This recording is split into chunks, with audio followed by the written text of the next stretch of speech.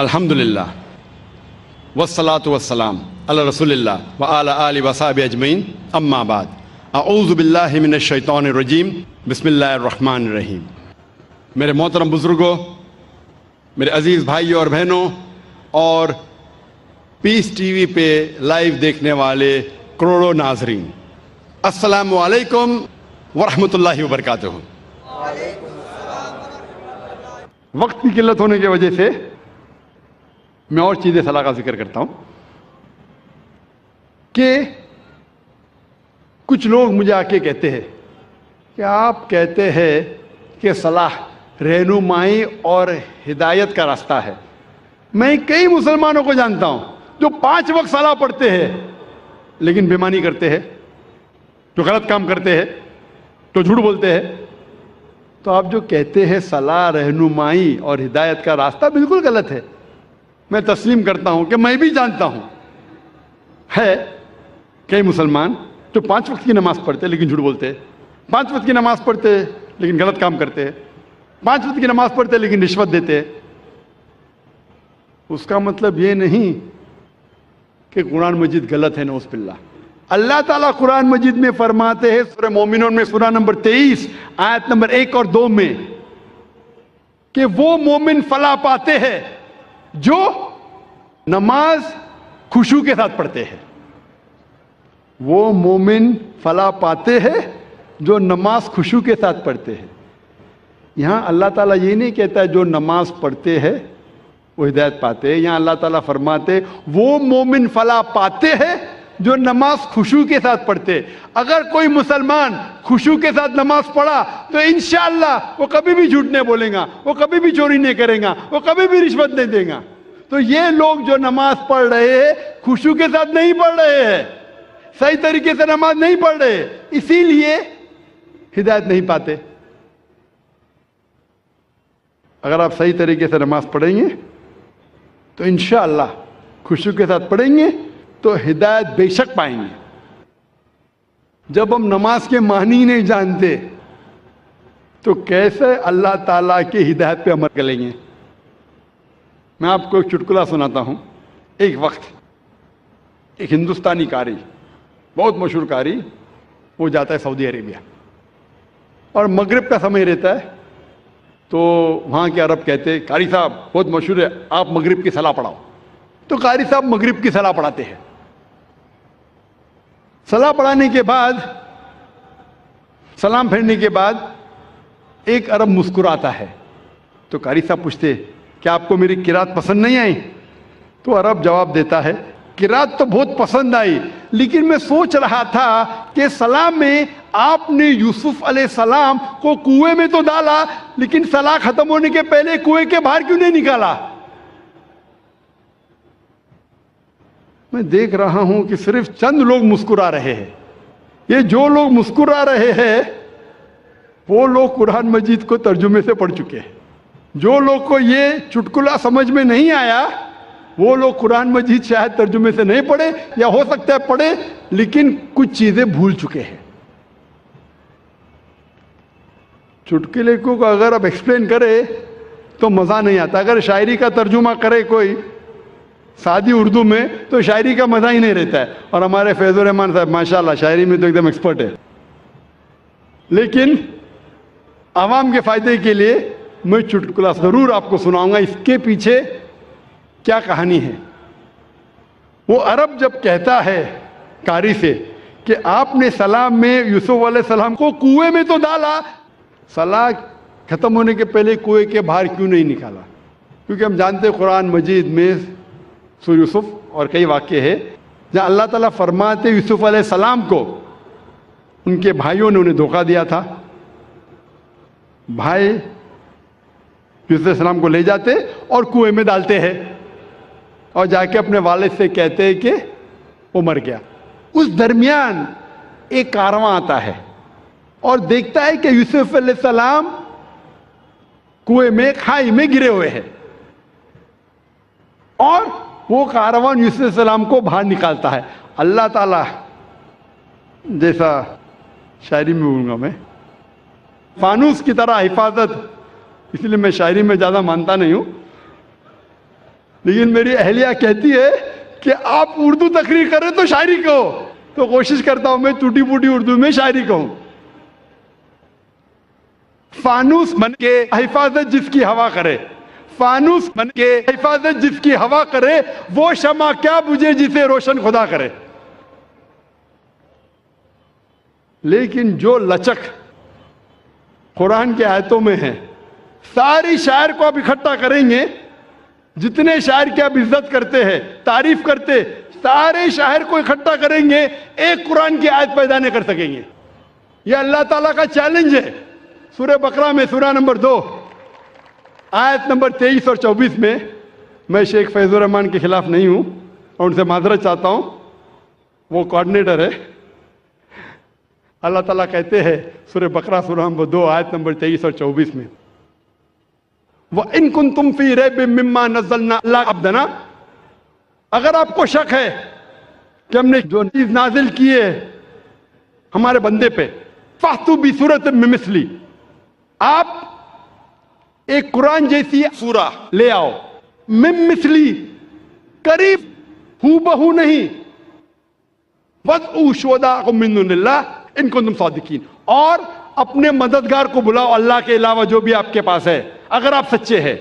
فَإِن لَمْ تَفْعَلُوا، اور اگر آپ نہیں کر پائیں گے، فَإِن لَمْ تَفْعَلُوا وَلَن تَفْعَلُوا، اور آپ بے شک نہیں کر پائیں گے، فَاتَّقُوا النَّارَ الَّتِي وَقُودُهَا النَّاسُ وَالْحِجَارَةُ أُعِدَّتْ لِلْكَافِرِينَ، تو آپ تیار ہو اس آگ کے لیے جس کا ایندھن آدمی اور پتھر ہے. تو جو عربی زبان میں ماہر تو نہیں، جانتا تو نہیں ہوں، لیکن عربی زبان جو قرآن میں جو ہے، سارے شاعر کو آپ اکٹھا کریں گے، قرآن کی ایک آیت کے قریب نہیں آ سکیں گے.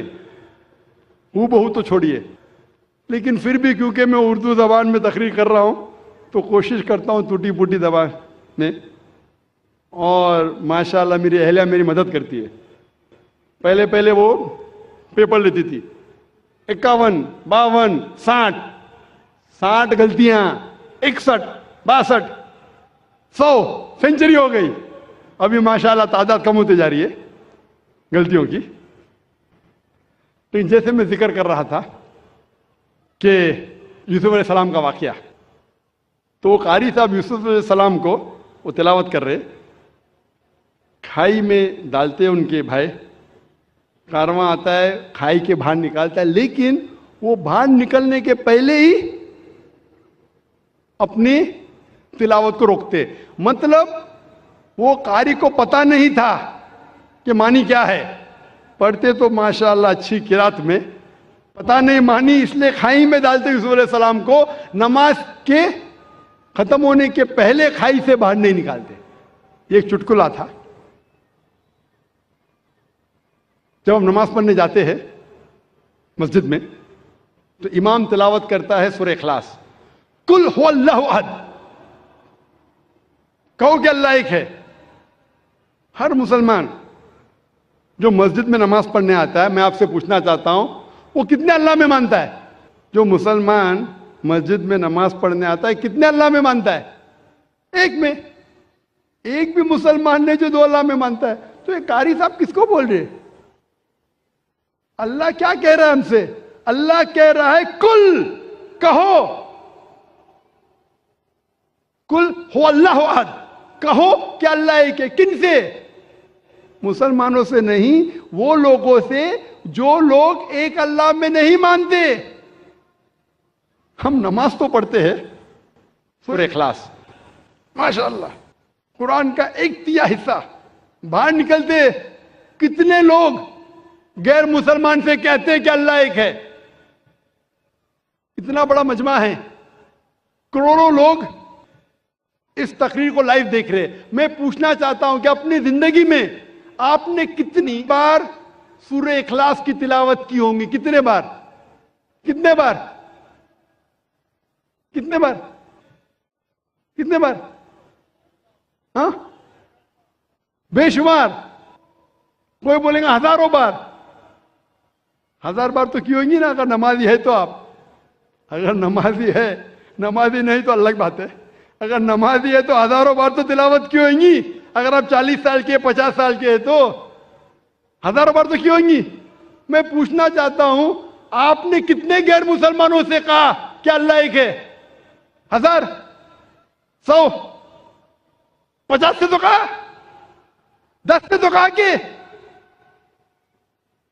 آج تک کے تو شاید اللہ تعالیٰ آپ کو معاف کرے گا کیونکہ آپ نے توجہ نہیں دی ہوگی. آج کے بعد آپ نے ذاکر کی تقریر تو سنی ہے کہ جب آپ سورہ اخلاص پڑھتے ہیں قل هو اللہ احد, اس کی معنی کہو ان لوگوں سے جو لوگ ایک اللہ میں نہیں مانتے کہ اللہ ایک ہے. آج کے بعد اگر آپ نے سورہ اخلاص کی تلاوت کی اور باہر جا کے اس کے اوپر عمل نہیں کیا تو شاید اللہ تعالیٰ آپ کو نہیں چھوڑے گا, کیونکہ آج آپ جانتے ہیں کہ صرف قرآن کی آیت پڑھنا ضروری نہیں ہے, اس کے اوپر عمل کرنا بھی ضروری ہے. تو میرے تقریر سننے کے فائدے بھی ہوتے, نقصان بھی ہوتے. اگر عمل کریں گے تو فائدہ ہوئے گا, نقصان کریں گے تو وہ لوگ بولتے ہیں نا کہ کچا لائسنس اور پکا لائسنس. کچا لائسنس ہے تو آپ کو ڈنڈ آدھا پڑتا ہے, پکا لائسنس سے ڈبل پڑتا ہے. ابھی آپ جانتے ہیں کہ سورہ اخلاص کہ معنی کیا پہلے بھی جانتے ہوئیں گے لیکن عمل نہیں کرتے ہوئیں گے. تو ابھی اگر آپ نماز میں اگر امام کہتا ہے قل هو اللہ احد, اس کا مطلب آپ سے کہہ رہا ہے کہ کہو وہ لوگوں سے جو ایک اللہ میں نہیں مانتے کہ اللہ ایک ہے. کتنے لوگ اس کے اوپر عمل کرتے؟ کتنے لوگ؟ ایک آپ کا ایک ملازم ہے, بہت ملازم جو وقت کا بہت پابند ہے, برابر ٹائم پہ آتا ہے, بہت آپ کی تعریف کرتا ہے, برابر ٹائم پہ آتا ہے, ٹائم پہ جاتا ہے, آپ کی تعریف کرتا ہے. آپ بولتے بھائی صاحب ذرا پانی کا گلاس لے کے آؤ, وہ بولتا ہے میرا مالک بہت اچھا ہے, بہت دیالو ہے, لیکن پانی کا گلاس نہیں لے کے آتا ہے. بہت تعریف کے پل باندھ رہا ہے, ہاتھ جوڑ کے آپ کے سامنے کھڑا ہے. آپ بولیں گے یہ خط میرے دوست کو پہنچاؤ, میرا مالک بہت اچھا ہے, میرا مالک بہت مہان ہے, تعریف کر رہا ہے, ہاتھ باندھ کے سر جھکائے کھڑا ہے, آپ کا کہنا نہیں مانتا ہے. آپ کیا کریں گے؟ اس کی سیلری بڑھائیں گے؟ آپ اس کو بونس دیں گے؟ کیا کریں گے؟ کیا کریں گے؟ اسی طریقے سے افسوس کی بات ہے, اکثر ہم کہتے ہیں کہ اللہ سے محبت کرتے ہیں, کہتے ہیں تعریف کرتے, اللہ اکبر, تعریف تو بہت کرتے ہیں, لیکن کیا اللہ کا کہنا مانتے؟ عبادت کا مطلب بندگی, اللہ جو حکم دے رہا ہے ہمیں اس کے اوپر عمل کرنے کو کہتے ہیں بندگی. وہ تو اللہ کے رسول کی حدیث ہے, اسی لیے ہم مسلمان بچ گئے. اللہ کے رسول فرماتے کہ وہ اللہ کی رحمت کے بنا کوئی بھی انسان جنت میں نہیں جا سکتا, صرف اعمال پہ. اگر ہمارے اعمال کے ذریعے ہم صرف جنت میں جائیں گے تو ایک بھی انسان دنیا میں جنت میں نہیں جائے گا. ایک صحابہ اللہ کے رسول سے پوچھتے یا اللہ کے رسول کیا آپ بھی؟ تو وہ کہتے ہاں میں بھی. جب اللہ کے رسول جو سب سے بہترین انسان ہے, سب سے بہترین مثال ہے ہمارے لیے, وہ اللہ کے رحمت کے بنا جب نہیں جا سکیں گے تو ہم کیا ہے؟ اسی لیے اللہ کی رحمت ہے, وہ رحمان اور رحیم, اس لیے ہم بچ گئے. تو صرف لپ سروس سے کام نہیں چلیں گا. میں ایک مثال دیتا ہوں. آپ بیمار ہوتے ہیں تو کس کے پاس جاتے ہیں آپ؟ ڈاکٹر کے پاس. آسان سوال, آسان جواب, اس کے لیے کوئی ریوارڈ نہیں. آپ جاتے ڈاکٹر کے پاس, ڈاکٹر آپ کو پرسکرپشن دیتا ہے 3 بار دوا لو, صبح کو بریکفاسٹ کے بعد, ناشتے کے بعد دوا لو, دوپہر کو لنچ کے بعد دوا لو, اور رات کو ڈنر کے بعد دوا لو. آپ گھر پہ واپس آتے, صبح کو ناشتے کے بعد پرسکرپشن پڑھتے, مجھے دوا لینا ہے ناشتے کے بعد, اور بند کر لیتے. دوپہر کو پھر سے کھولتے کہ مجھے دوا لینا ہے لنچ کے بعد, پھر سے بند کر لیتے. پھر ڈنر کو پھر سے کھولتے, پھر سے پڑھتے, لیکن دوا نہیں لیتے. کیا آپ کی بیماری دور ہوگی؟ وہ ہم مسلمان کرتے, پڑھ رہے ختم قرآن, لیکن قرآن پہ عمل نہیں کر رہے. اب ڈاکٹر آپ کو پرسکرپشن دے گا, اللہ سبحانہ و تعالیٰ سارے ڈاکٹروں سے اونچا ہے, وہ ہمارا خالق ہے, ہمارا رب ہے. ہم اس کا پرسکرپشن قرآن مجید